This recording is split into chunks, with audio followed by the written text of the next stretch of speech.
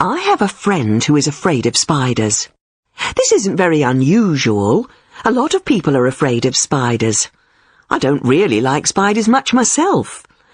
I don't mind them if you see them outside in the garden, as long as they're not too big. But if one comes in the house, especially if it's one of those really big spiders with furry legs and little red eyes, then I go, yuck, and I try to get rid of it. Usually, I'll use a brush to get rid of the spider, but if I feel brave, then I'll put a glass over the top of it, slide a piece of paper under the glass, and then take it outside. This is quite normal, I think. But my friend isn't afraid of spiders in any normal way. She isn't just afraid of spiders, she is totally, completely, and utterly terrified of them.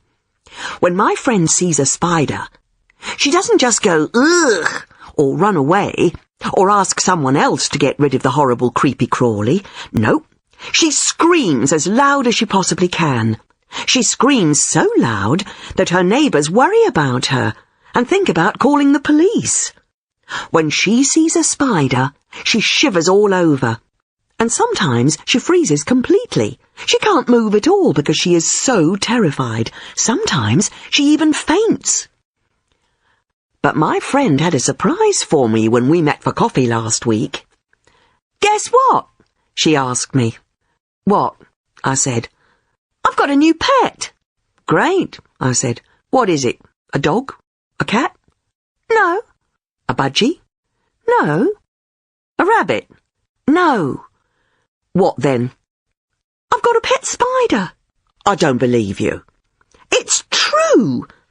I decided that it was time I did something about my phobia.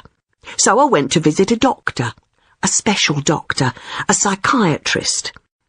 This psychiatrist specialised in phobias, helping people who had irrational fears to get better and live normally. He told me I suffered from arachnophobia. "It's an irrational fear of spiders," he said. "About 1 in 50 people suffer from a severe form of arachnophobia. It's not very uncommon." "Thanks," said my friend. "But that doesn't help me much." "There are lots of different ways we can try to cure your phobia," said the psychiatrist. "First, there is traditional analysis." "What does that mean?" asked my friend. "This means lots of talking. We try to find out exactly why you have such a terrible fear of spiders. Perhaps it's linked to something that happened to you when you were a child." "Oh dear," said my friend. "That sounds quite worrying." "It can take a long time," said the psychiatrist. "Years sometimes, and you can never be certain that it will be successful." "Are there any other methods?" "Yes. Some psychiatrists use hypnosis along with traditional analysis." My friend didn't like the idea of being hypnotised. "I'm worried about what things will come out of my subconscious mind," she said. "Are there any other methods?" asked my friend. "Well," said the psychiatrist, "there is what we call the behavioural approach." "What's the behavioural approach?" asked my friend. "Well," said the psychiatrist, "it's like this." The psychiatrist got out a small spider from his desk. It wasn't a real spider, it was made of plastic. Even though it was only a plastic spider, my friend screamed when she saw it. "Don't worry," said the psychiatrist.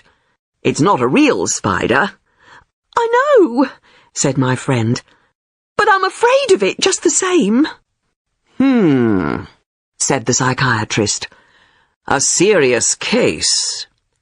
He put the rubber spider on the desk. When my friend stopped screaming, the psychiatrist told her to touch it.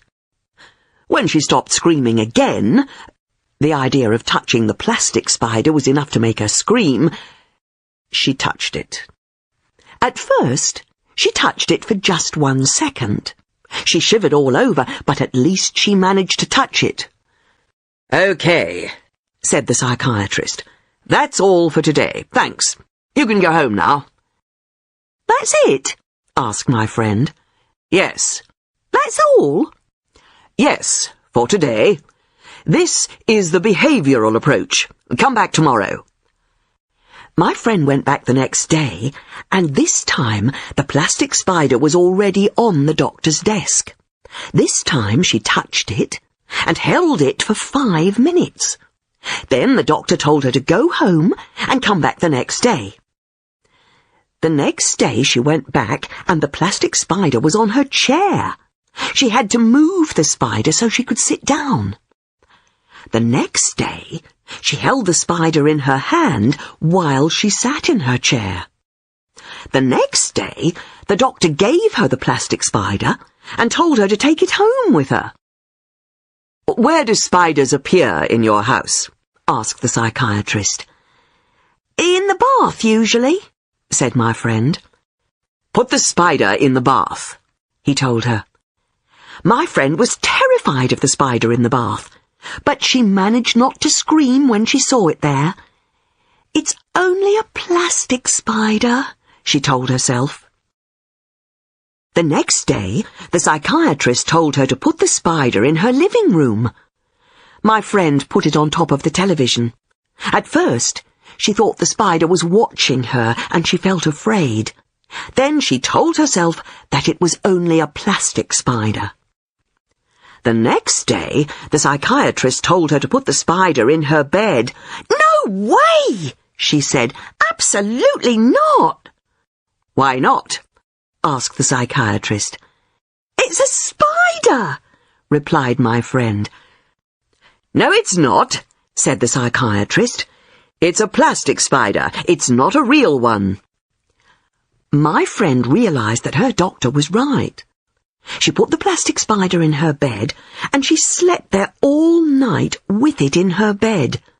She only felt a little bit afraid. The next day, she went back to the psychiatrist. This time, she had a shock. A big shock. Sitting in the middle of the doctor's desk, there was a spider. And this time, it was a real spider. My friend was about to scream and run away, but she didn't. She sat on the other side of the room, as far away as possible from the spider for about 5 minutes. Then she got up and left the room.